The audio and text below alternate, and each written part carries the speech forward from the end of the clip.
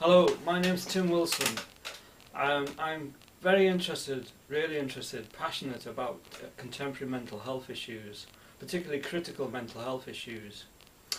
This talk is an attempt to try and get some PhD funding.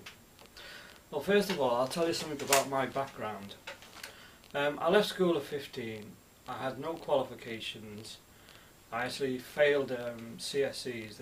They were reluctant to put me in for CSEs, but they did, and I failed them. So I left school, started to work, and I went to evening class. I did evening classes and part-time studies, and I did O-levels very quickly, and I did 3 A-levels in 9 months part-time and got 3 grade A's. I continued to work. I did first degrees at the Open University in health subjects, public health and social sciences. I also worked in environmental health and got a qualification in that area. I've done other studies part-time, master's studies, masters in public health, a master's in health and social studies, masters in education, and a master's in health and sociology of health, an MSc. Again, these were all part-time, as I've said, and I paid for 90% of these myself.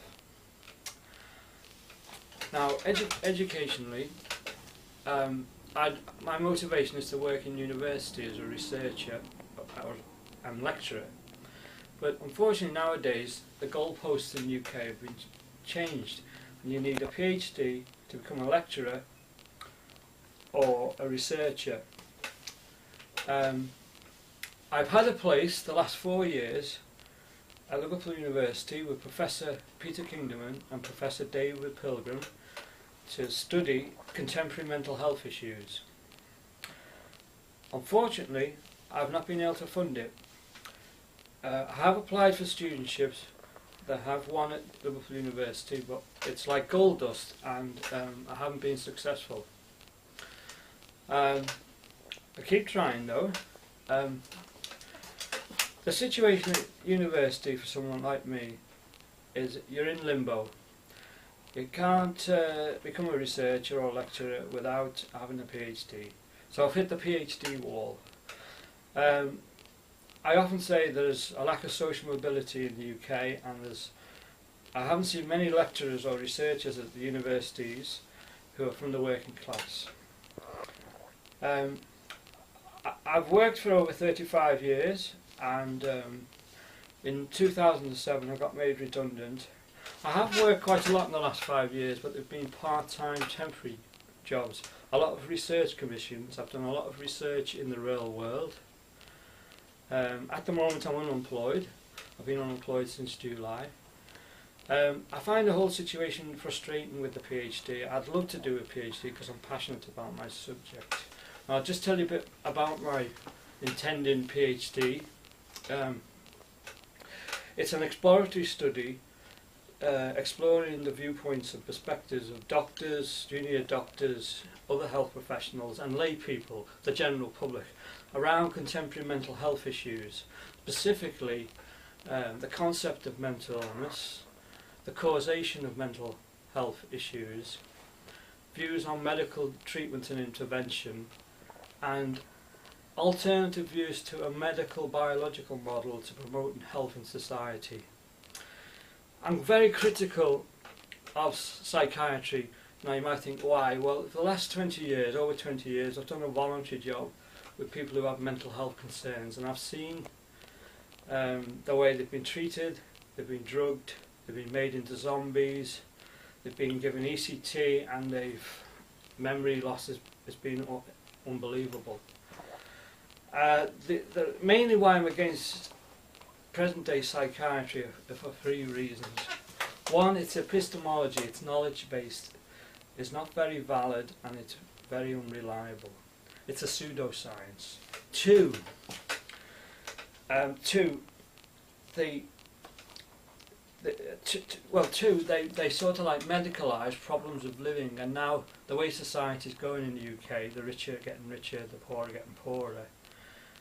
People are having a lot of problems of living, and unfortunately psychiatry medicalises these problems of living and stops people thinking about politics, because people are angry, people are annoyed, people do have discontents, people have grief, but unfortunately what they get is pills, and lots of pharmaceutical companies are making lots of profits. So the other reason why I'm against psychiatry is it's coercive. I mean, the Labour Party brought in the compulsory treatment orders 5 years ago, 6 years ago. It's always been coercive. It's coercive. People don't go to see a psychiatrist, the psychiatrist comes to see them. That differs from your own GP. You go and see the GP, you're quite happy to go. But psychiatry is a different kettle of fish.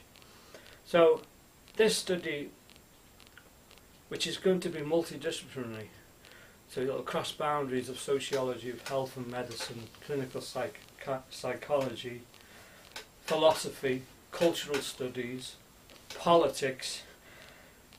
It's, to my mind, it's a real relevant study about what we see as knowledge in our society and how we treat human beings. Because what I want is a fair society, a more equal society, where the rich and the gap between the rich and the poor is a lot less. And as many writers have said, this would lead to less mental distress. Everyone is a human being, everyone suffers from mental distress. So this YouTube is a plea.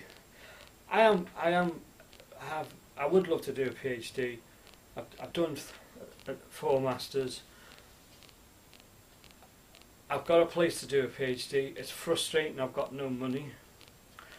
I'm asking for anyone, any organisation who would like to support me, any individual who would like to support me, anybody who would like to support me.